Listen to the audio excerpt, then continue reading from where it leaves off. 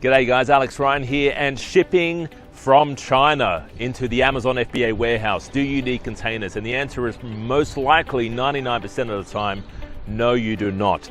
As an Amazon seller, especially if you're just starting out, you do not want to be involving yourself with containers like this, all right? You want to be flying stuff over directly to the Amazon FBA warehouse. You do not want to be doing containers like this. And let me tell you the reason why. They're bloody expensive. These things, they're bloody heavy, all right? These are freaking heavy.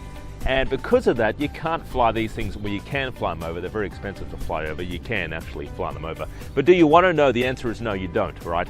You want to be shipping by air, all right? You want to be paying DHL, FedEx. You want to be paying one of those places to ship by air, all right? So that's how you get started with Amazon. You fly things over by air.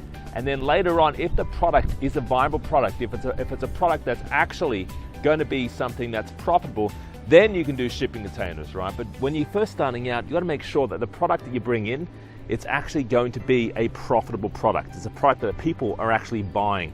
Now you can do tests of that. You can use some of the tools that we have, that we help our clients with and customers with.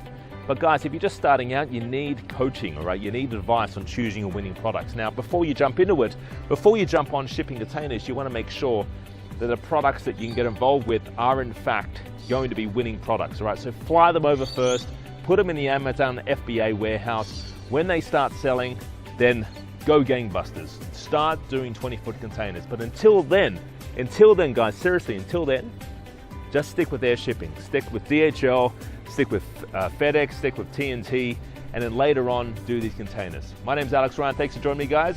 Talk to you real soon. Bye-bye for now.